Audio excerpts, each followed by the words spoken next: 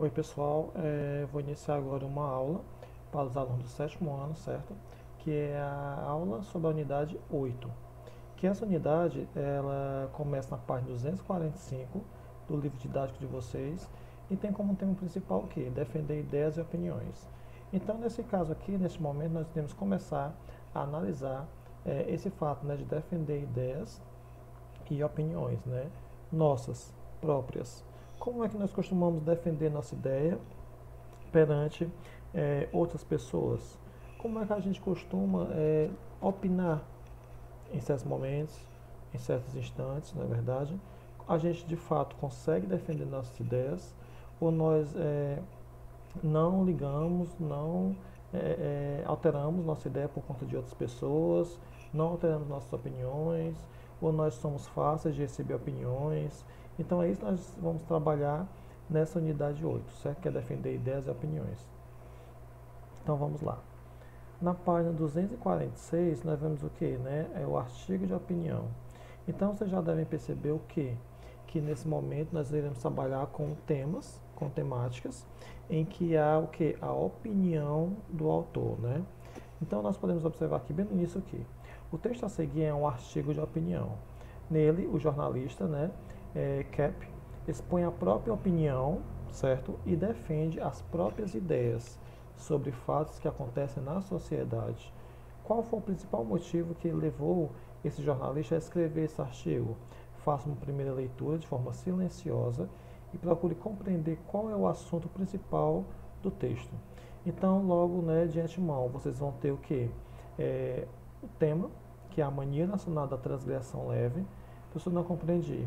Aqui ao lado existe o que? Uma espécie de glossário, né, de vocábulos com seus determinados sentidos, né, significados, para ajudar os alunos a compreenderem melhor o conteúdo daquele texto, certo?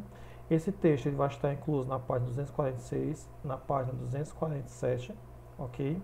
Aqui na 248 vamos ter um pouco, como sempre tem no livro Telares, um pouco sobre o autor, né, sobre divulgação de livros dele, mas o importante é que vocês leiam esse texto, compreendam e façam anotações. Anotações ao lado aqui do texto mesmo, a lápis, certo? Grifem também, que isso é bastante importante no momento de estudo. Então vamos continuar aqui. Depois de ler o texto do artigo de opinião, veja a página de jornal que ele foi publicado.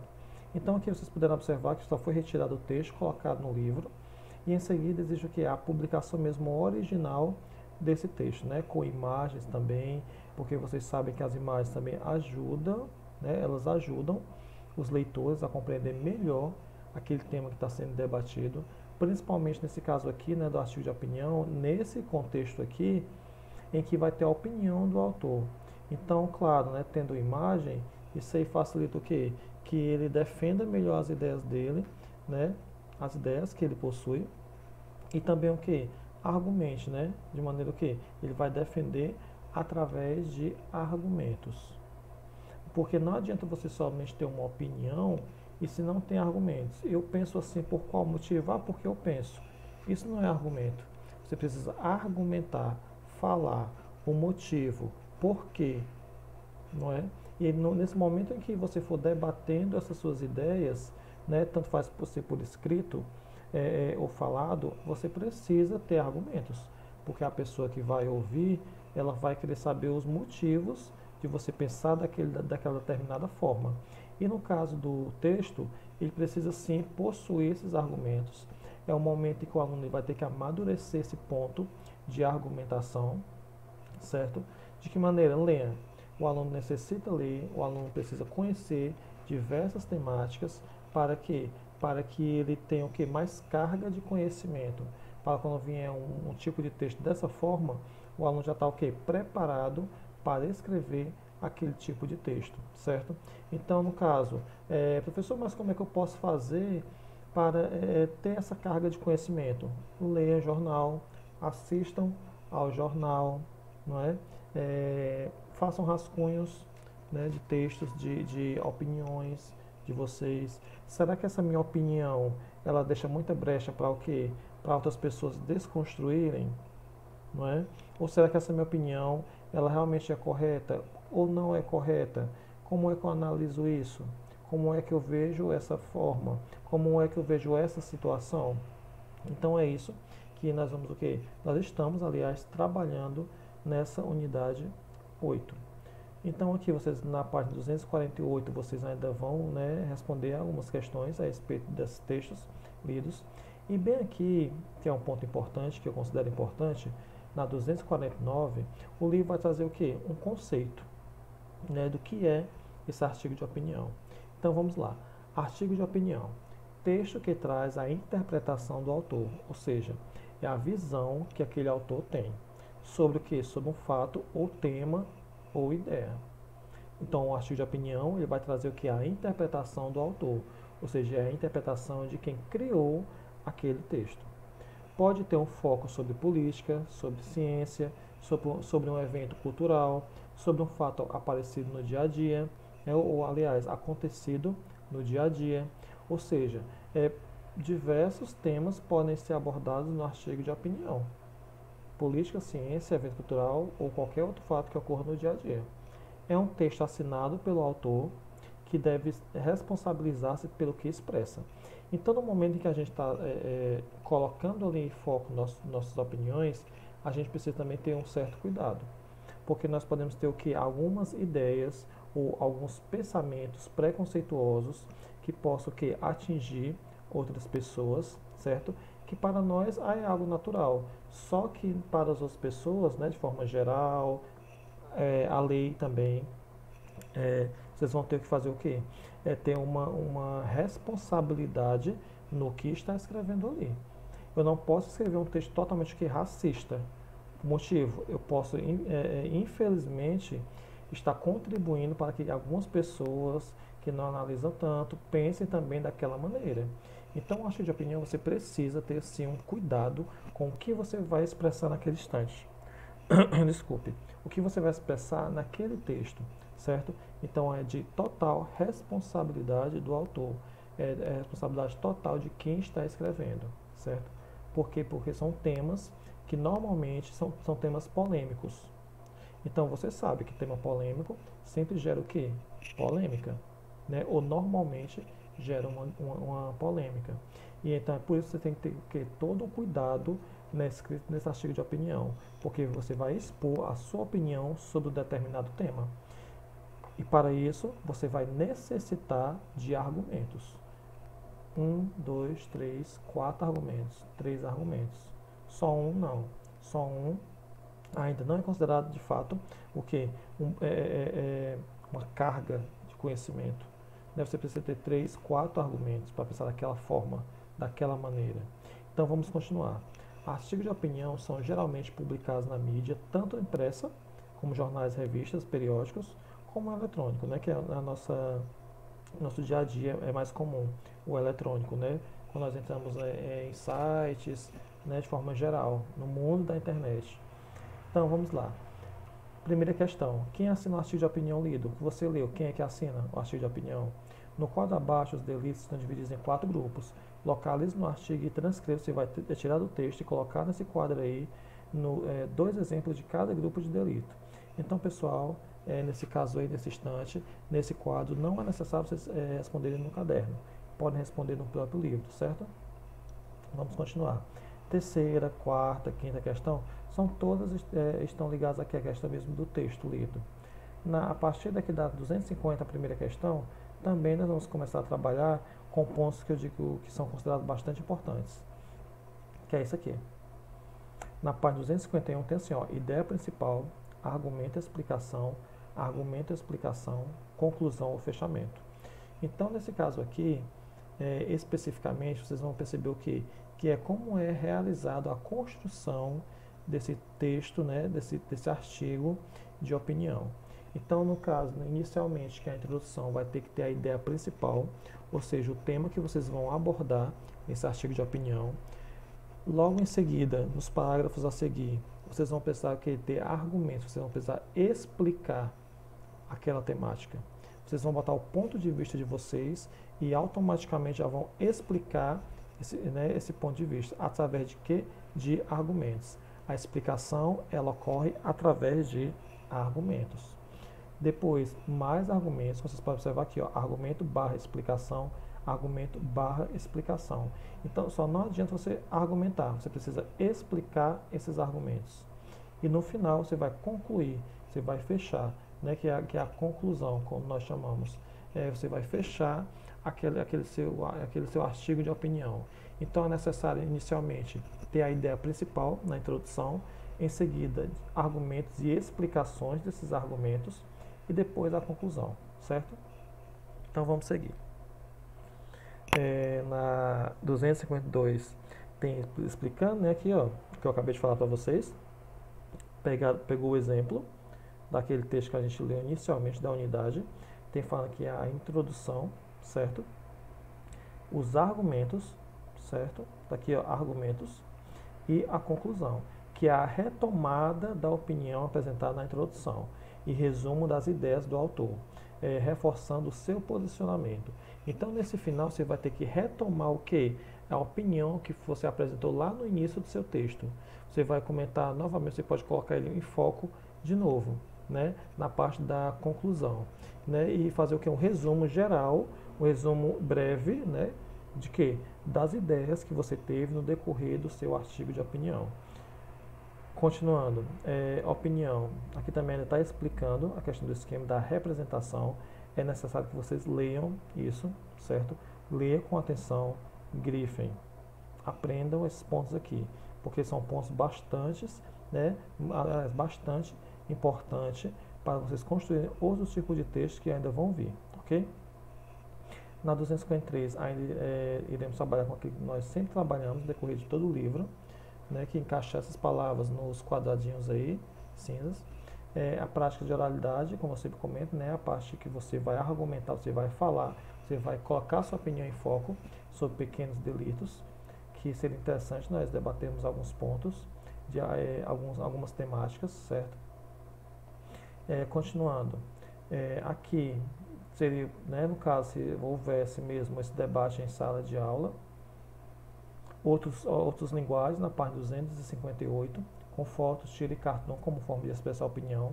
Você também pode expressar sua opinião através de imagens, né, até de gestos faciais.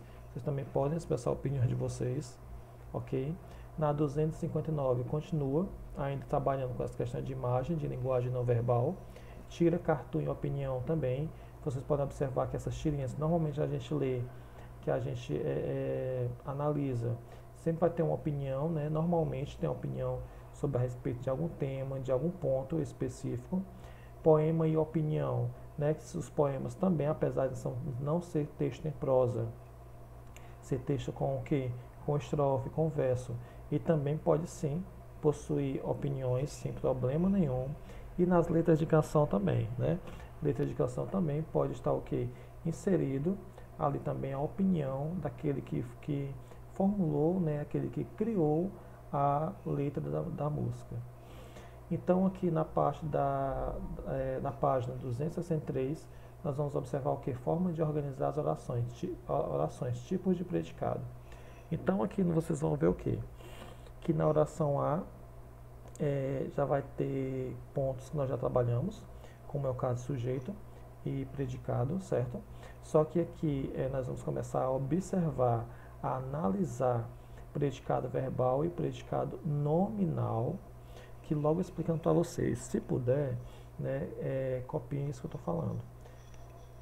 No momento em que você separa sujeito de predicado, né, nós já vimos isso, nós trabalhamos com o sujeito, em que nós classificamos, subdividimos os tipos de sujeito, que é o sujeito simples, o composto, o elíptico, o indeterminado, a oração sem sujeito.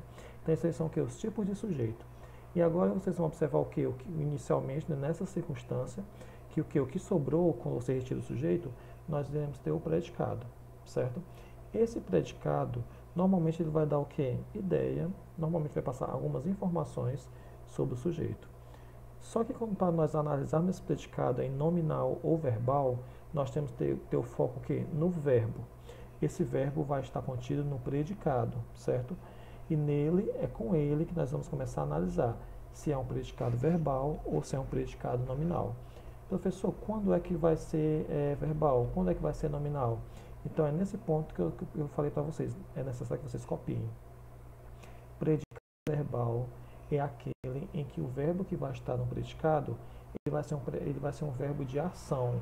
Ou nós também podemos encontrar em algumas gramáticas ele sendo chamado de verbo significativo, né? Verbo de ação barra significativo.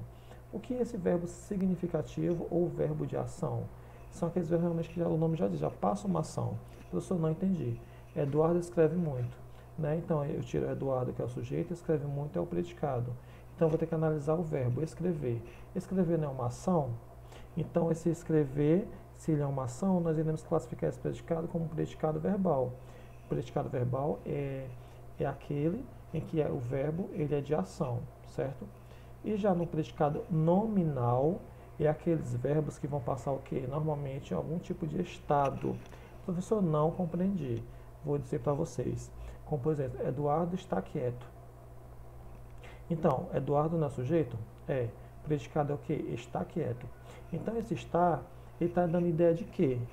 Ele está dando uma ideia de quê? De estado. É como o Eduardo está naquele instante. Eduardo está quieto.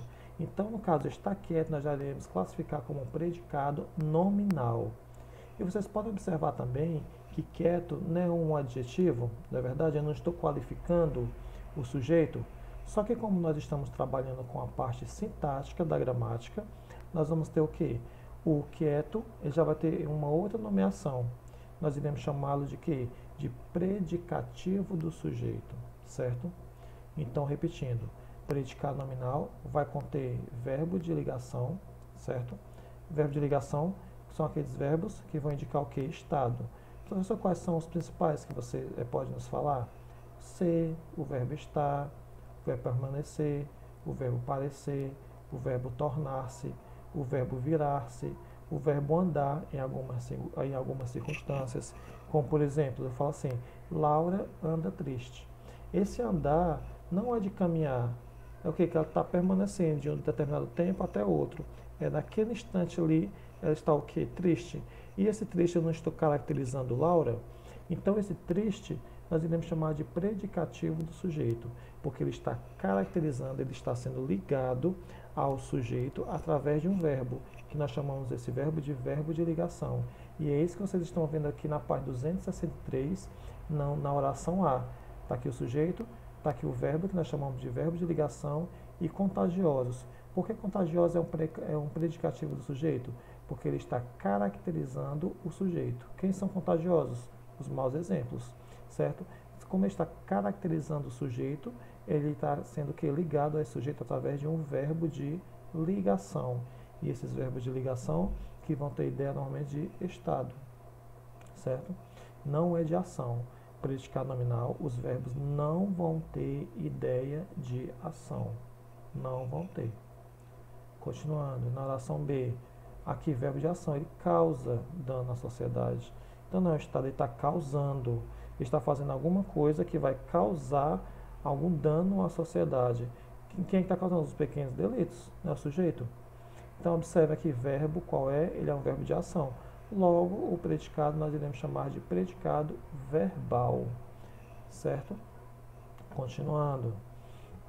Aqui, na página 264, nós vamos trabalhar com transitividade verbal. Professor, explique para a gente o que é essa transitividade verbal.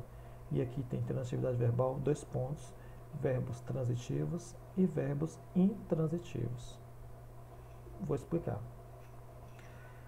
Quando a gente fala de verbo, nós temos que ter ideia de quê? Nós vamos ter que ter a ideia de que os verbos eles pedem complemento. Isso é o pensamento inicial. Os verbos eles vão pedir complemento para eles terem o quê? Uma ideia completa. Se eu falo só assim, ó, eu comprei. Existe uma ideia completa? Se não tiver tido algum tipo de conversa antes? Não. Se eu chegar em sala e falar só assim, pessoal, eu comprei. As pessoas, né, os alunos vão perguntar o quê? Comprou o quê? Não é verdade? Então, podendo observar que é um verbo que ele necessita de um complemento. Como também outro exemplo, eu preciso de. Se eu falo só assim, eu preciso de. Aí vamos perguntar o quê? Você precisa de quê? Observaram que o verbo comprar e o verbo precisar, eles necessitam de um complemento, não é verdade? Eles precisam de um complemento para possuírem que um significado completo. Já outros verbos, que nós iremos chamar de verbos intransitivos, são aqueles que não necessitam de complemento, que vocês conseguem compreender, porque ele tem por si só, a sua totalidade de significado. Como por exemplo, se eu falo assim, ó, o cachorro morreu, acabou. Todo mundo consegue compreender que o cachorro morreu, faleceu, morreu, não tem mais vida, morreu. Se eu falo só o seguinte, a lâmpada caiu, necessita de complemento esse verbo cair? Não, você já compreende. Se eu falo só assim, ó, o pássaro voa, voar necessitou de complemento? Não. Isso é o que nós chamamos de verbos intransitivos. São aqueles verbos que não necessitam de complemento obrigatório, certo? Já os verbos transitivos são aqueles que vão necessitar sim de um complemento para ter o quê? O seu sentido completo. E nesses verbos transitivos, nós iremos ter o quê? Verbos transitivos diretos e verbos transitivos indiretos, certo? Professor, então você pode me explicar essa questão de verbo transitivo direto e verbo transitivo indireto? Sim. Quando eu falei o seguinte, ó, que nós iríamos trabalhar com morfologia, que é a parte de classe gramatical, para que nós pudéssemos compreender melhor a parte sintática, que é o que nós estamos trabalhando nesse momento. Porque classe gramatical é uma coisa, sintaxe é o que? A parte que nós trabalhamos a função das palavras, certo? Então, nesse momento o aluno necessita primeiramente saber o que é o verbo. Ele necessita olhar a oração e dizer, este é o verbo. Com certeza, certo? Nesse momento em que ele olha o verbo, ele vai observar também o que? O complemento deste verbo. Alguns verbos vão precisar de preposição para se ligarem aos seus complementos, não é verdade? Professor, então diga um exemplo. Quando eu falei, eu comprei, não necessita de complemento? Necessita. Necessita de preposição depois dele? Não. Querem ver? Eu comprei o carro. O que ele comprou? O carro. Então, o carro, ele é o complemento deste verbo comprar, não é verdade? Observe que depois do verbo comprar, não tem preposição. Tem o quê? Artigo, não é? O carro. Então, quando o verbo for ele necessitar de complemento e não tiver preposição em seguida, nós iremos chamar de verbos transitivos direto. Verbo transitivo direto é aquele que precisa de complemento, mas não precisa de preposição em seguida dele. Já o verbo transitivo indireto, ele vai necessitar de quê? De preposição. Como, por exemplo, eu preciso. Então, vocês podem analisar o verbo precisar. Quem precisa, precisa de algo. Então, já observem que a presença da preposição de. Logo, esse verbo precisar, nós iremos classificá-lo como verbo transitivo indireto. Por quê? Por conta da presença da preposição. Logo, é um verbo transitivo indireto.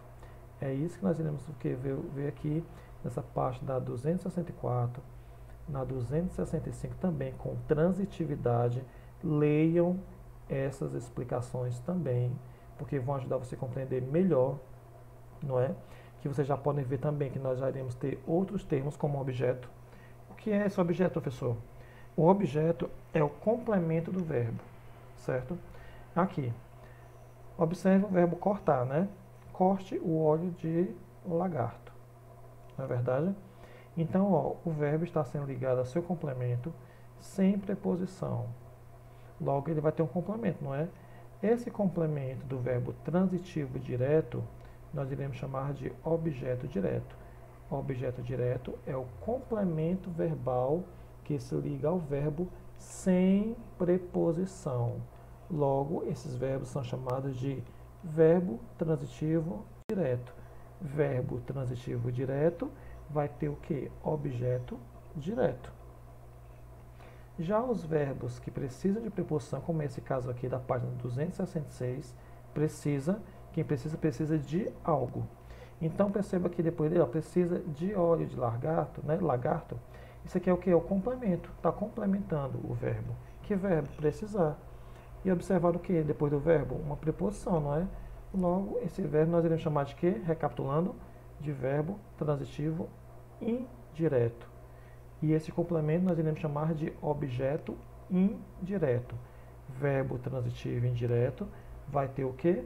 Um objeto indireto. Então, faz necessário vocês lerem também esses exemplos que o livro didático, né, expõe para vocês.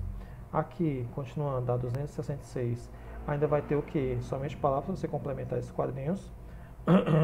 Continuando, as atividades sobre tipos de predicado, né, que eu falei, pode ser verbal e pode ser nominal. E os complementos verbais, que são os objetos que a gente trabalhou nesse instante, certo? Continuando, atividade ainda sobre os textos, sobre as imagens, né, e a ordem frasal. Essa ordem frasal e efeito de sentido, o que é que quer dizer? Que assim, nós sempre estamos acostumados a ver sujeito no início da frase. Não é verdade? Só que esse sujeito, ele pode ser o quê? Ele pode estar no início, como ele pode estar no meio, como ele pode estar no fim da frase. Sem problema nenhum. Se eu falo assim, ó, as crianças brincam.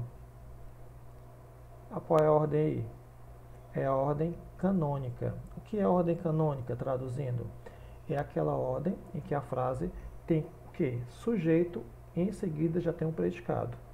Essa é a ordem frasal chamada de ordem canônica, que é o sujeito e em seguida já vem o predicado, certo? É o que nós mais costumamos ver no nosso dia a dia, tanto na fala quanto em livros, né? E o professor está falando de sujeito, que também pode vir no meio ou no fim. Pode, sem problema nenhum. Então, essa questão de ordem é o quê? É só para vocês terem ideia de que o sujeito pode aparecer tanto no meio, como no fim, como no início. Que isso vai depender o quê? Que você, do ponto de vista que você querer colocar mais, dar mais importância. Se eu falo só assim, ó, as crianças brincam. A quem eu estou dando mais importância? As crianças, não é verdade? Se eu faço assim, ó, brincam no parque as crianças.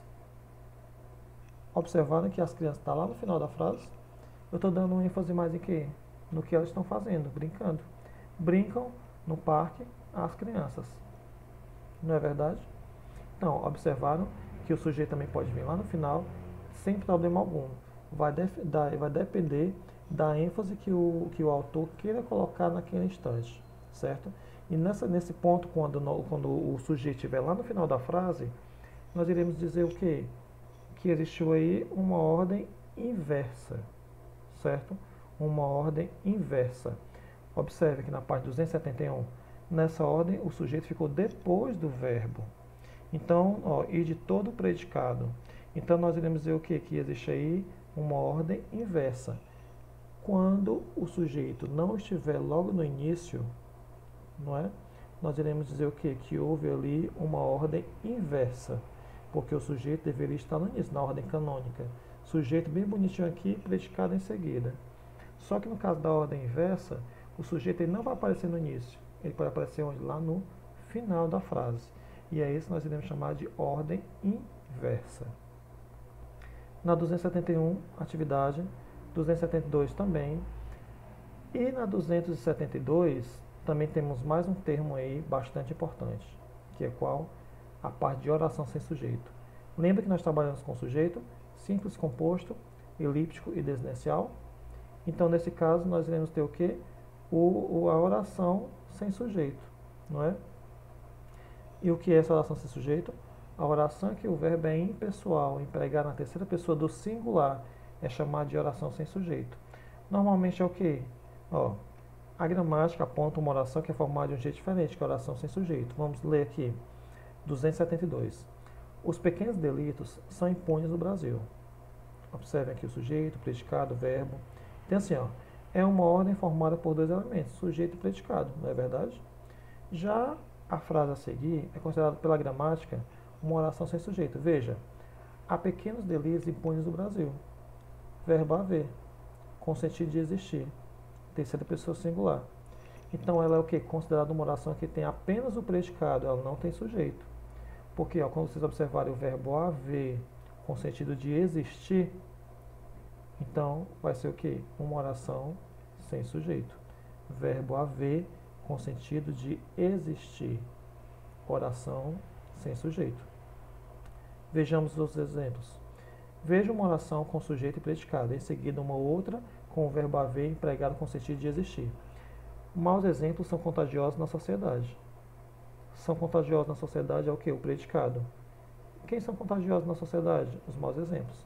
Então existe o sujeito. Já o que é o verbo haver com sentido de existir? Há maus exemplos contagiosos na cidade. Ou, aliás, na sociedade. Verbo haver com sentido de existir, não é? O verbo haver com sentido de existir, como no exemplo acima que nós acabamos de ver, é um verbo impessoal, empregado aqui na terceira pessoa singular. E é isso que nós vamos ver o que é nessa parte aqui, da 273. Ter e haver. Na linguagem mais espontânea, ou seja, no nosso dia a dia, e menos monitorada, né, que é a linguagem informal, é mais comum o emprego do verbo ter no lugar do verbo haver. Isso vocês vão perceber. A gente diz mais assim, ó, tem maus exemplos contagiosos na sociedade, do que assim, ó, há maus exemplos contagiosos na sociedade. Nós usamos o que? Mais o verbo ter, não é verdade? Ao invés do verbo haver. Casos de oração sem sujeito e verbos impessoais. Então, vão ser sem sujeito. Primeiro ponto. Verbo haver com sentido de existir, oração sem sujeito. Verbo que indica fenômeno da natureza, oração sem sujeito. Verbo ser e verbo estar indicando tempo ou fenômeno, né, meteorológico, oração sem sujeito. E verbo haver e fazer quando indica o tempo decorrido. Faz 3 horas que estou na fila, oração sem sujeito. Então, esses aqui são 4 pontos que vocês vão observar em que a oração não vai possuir sujeito, que ela é o que? Verbo impessoal. Ok? Aqui está, na página 273. 274, atividades a respeito de sujeito e predicado. Ok? Aqui, desafios da língua, ortografia e grafia, né? Acentuação, no caso, a gráfica. A questão de tongo, tritongo e hiato. Aqui já vai existir bem direitinho o que é cada um. O que é o ditongo? Encontro de 2 sons vocais pronunciados na mesma sílaba. O que é tritongo? Encontro de 3 sons vocais pronunciados na mesma sílaba. E o que é o hiato? Encontro de dois sons vocálicos pronunciados em 2 sílabas. Então aqui já está explicado aqui bem direitinho para vocês com exemplos, não somente um, mas com vários exemplos, certo? E aqui também existe o que? A questão de vogal, né? As vogais, elas podem ser orais, nasais, abertas e fechadas. São a base de todas as sílabas em língua portuguesa. Tapete, aposta, foguete, rosto, teto, ajuda, apito. A língua portuguesa tem 7 vogais pronunciadas de forma oral, pois ao ser pronunciada utiliza mais a cavidade bucal. Então vocês vão observar o quê? Que existem sons fechados e sons abertos. Foguete e teto. Observaram? E, é. Então aí, o quê? A questão de pronúncia que está em foco. E aqui, né, o livro vai mostrar para vocês algumas regras de acentuação. Em oxítona, paroxítona, proparoxítona, de tongo aberto, el, né, ei, ioi. Formas verbais com pronomes, que nós vimos aqui no 6º ano. Verbos ter e vir e sem derivados, vimos também no 6º ano. E vogais I, U, tônicas, né, do hiato. Estudem, vejam, analisem essa tabela, que é importante para vocês. Na 277, continuar com questões de atividade, né, a respeito desse conteúdo que foi visto, né, anteriormente. Acentuação de monossílabo, que é monossílabo, uma sílaba apenas, certo? Tônico e átono. Então aqui, ó, o que é o monossílabo tônico? É a palavra que na fala recebe uma entonação bem marcada.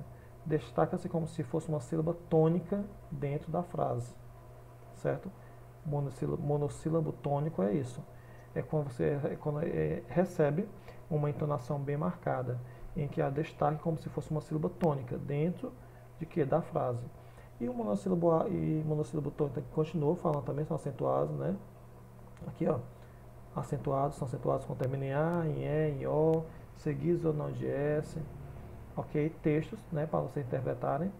E acento diferencial, por. Então aqui vocês vão observar o quê? Que vão existir também na língua portuguesa alguns acentos diferenciais. E esses acentos diferenciais vão mudar o quê? O significado, certo? Mas aqui no caso, a pronúncia também pode ocorrer a mudança às vezes. Professor, não entendi. Vamos ver aqui. Com acento e sem acento. Acento diferencial. Por, verbo. Por sem acento é o que? Uma preposição. Eu vou pôr este celular aqui. Por com circunflexo. Eu vou por onde?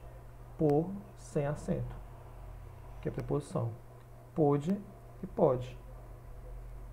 Ele pôde realizar a atividade sozinho. Ela pode realizar. Ela pode fazer. Entenderam? Pôde com a ideia de que? De passado, pretérito. Ele pôde realizar a atividade. Ou seja, já fez a atividade. Ele já realizou. E pode, no presente. Ela pode realizar a atividade. Então, observar somente por conta dessa questão do acento, mudou o contexto. Não é verdade? E também na pronúncia. Pôde e pode.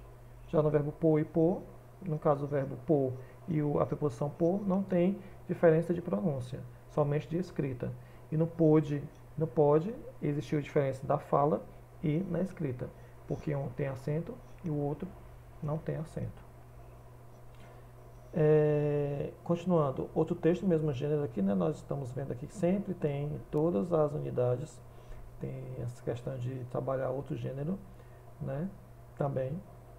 E assim, aqui nós terminamos, né, a unidade 8 com a questão de artigo de opinião. Espero que vocês tenham compreendido. Também vejo, né, na página 286 que existe aqui uma tabela bem interessante para vocês sobre artigo de opinião, de produção textual. E aqui uma autoavaliação que sempre tem em todas as unidades do livro Telares. Então espero que vocês tenham compreendido essas explicações. Pausem o vídeo, copiem, façam análises, façam anotações, porque somente o aluno ouvir, ele pode esquecer. Então é mais interessante fazer o que? Anotações no caderno de vocês. Então, pessoal, fiquem bem e até.